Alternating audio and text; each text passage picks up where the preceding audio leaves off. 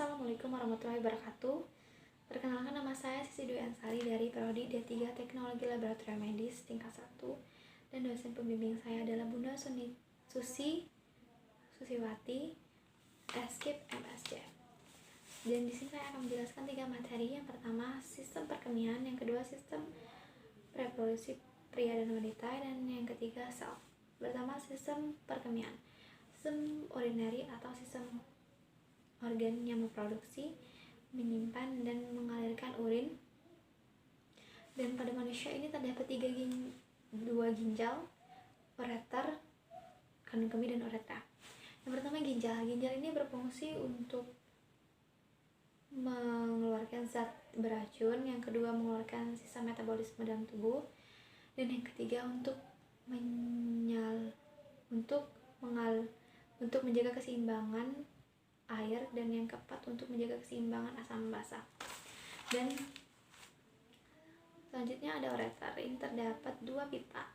2 pipa ini masing-masing menghubungkan ginjal dengan kandung kemih, dan terdapat 2 lapisan dinding, yaitu lapisan luar dan lapisan tengah, dan terjadi gerakan peristaltik setiap 5 menit sekali untuk mendorong urin melalui ureter.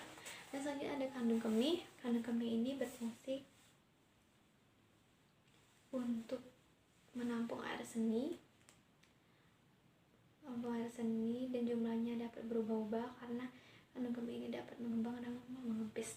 Dan selanjutnya ada uretra. Uretra ini ialah saluran yang menghubungkan lingkungan luar ke kandung kemih, dan uretra ini berfungsi untuk tempat penyaluran pembuangan sistem urin atau ekskresi, dan sistem seksual.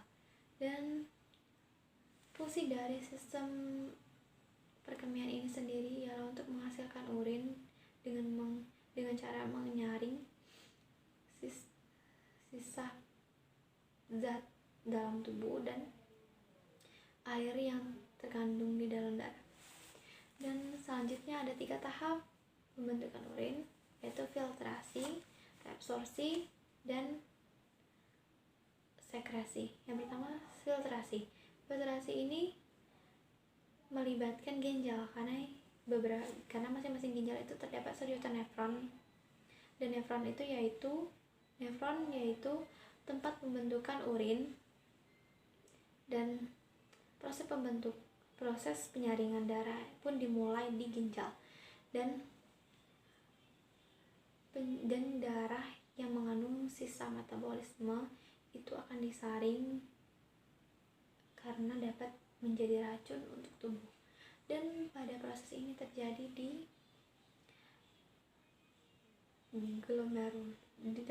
di badan Malpighi yang terdiri dari glomerulus dan kapsula Bowman. Dan glomerulus itu sendiri berfungsi untuk menyaring air, glukosa, garam, asam amino, natrium, dan senyawa lainnya agar dapat melewati kapsula Bowman. Dan pada proses ini disebut dengan urin primer. Dan selanjutnya ada tahap reabsorpsi. Ini terjadi di tubulus. Penyerapan cairan ini terjadi di tubulus proximal nephron, tubulus distal, dan tubulus pengumpulan. Dan air, glukosa, asam amino, serta protein natrium lainnya itu diserap kembali ke aliran darah di kapiler yang mengelilingi tubulus.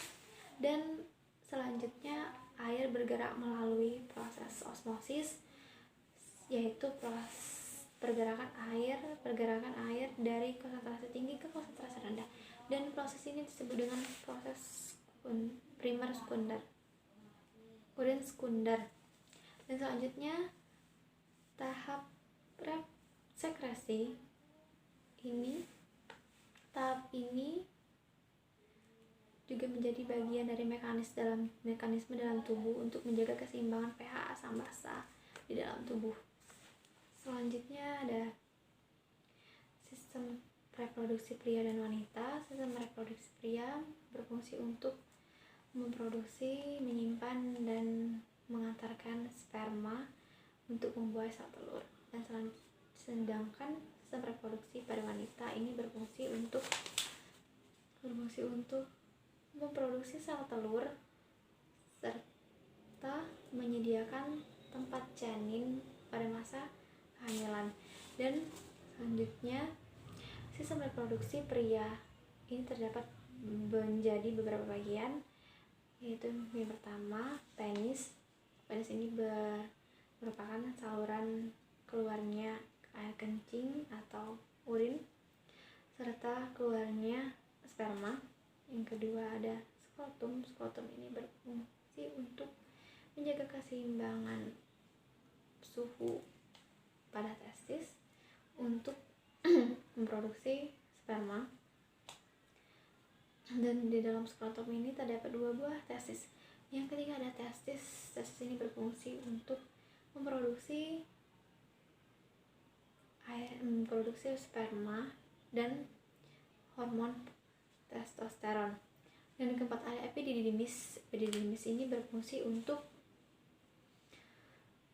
tempat penyimpanan sperma sementara. Yang kelima ada saluran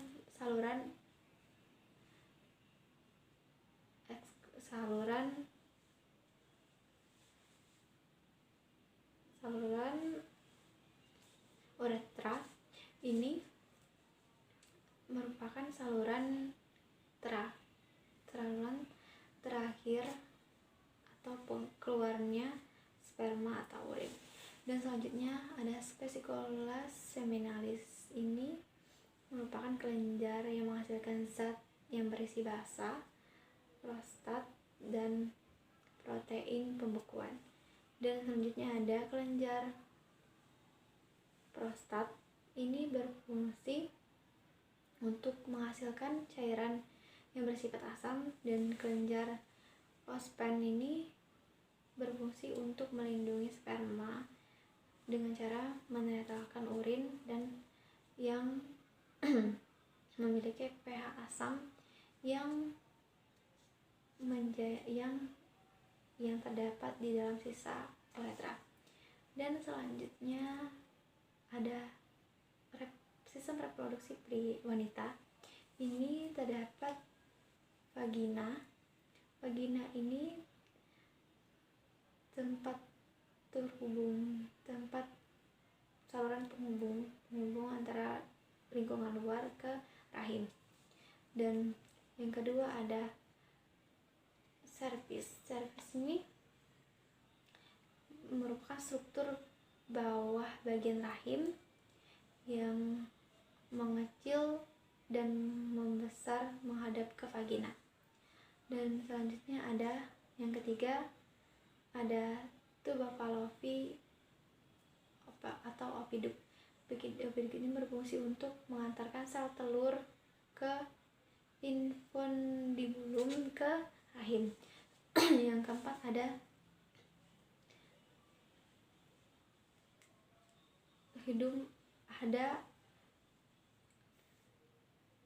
folikel.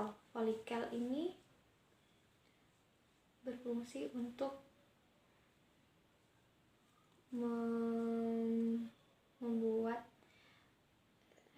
membuat hormon perempuan, yaitu estrogen dan progesteron. Dan yang kelima ada rahim. Rahim ini tempat berkembangnya janin yang telah dibuahi oleh sperma, sel telur yang telah dibuahi oleh sperma. Dan selanjutnya yang ketiga ada sel. Sel merupakan unit organisasi terkecil dan menjadi dasar kehidupan dalam artian biologis.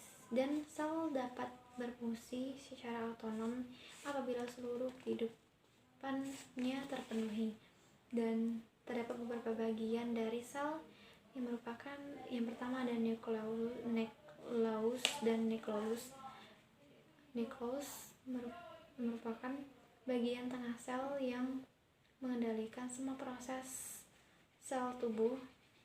Yang kedua ada sitoplasma. Sitoplasma ini merupakan cairan dalam sel yang merupakan bagian dari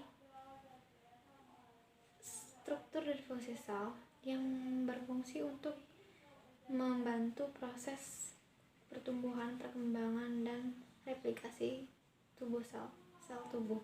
Dan yang ketiga ada sitoskeleton yang merupakan penyokong bentuk sel dan memanjang ke nukleus melewati sitoplasma dan sampai ke membran sel.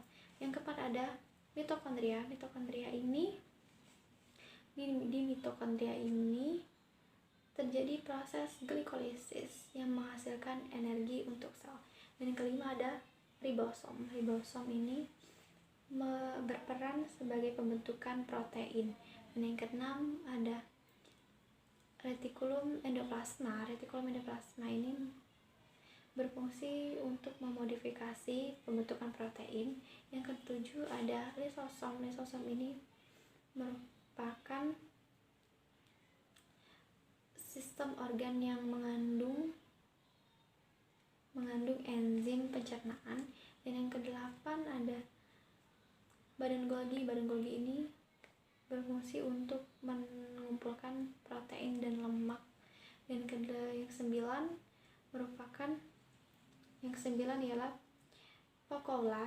Vakuola ini merupakan dua struktur dan fungsi sel. Yang ke-10 ada membran sel. Membran sel ini merupakan lapisan terluar dari sel yang berfungsi untuk membatasi sel dengan materi-materi di luar sel.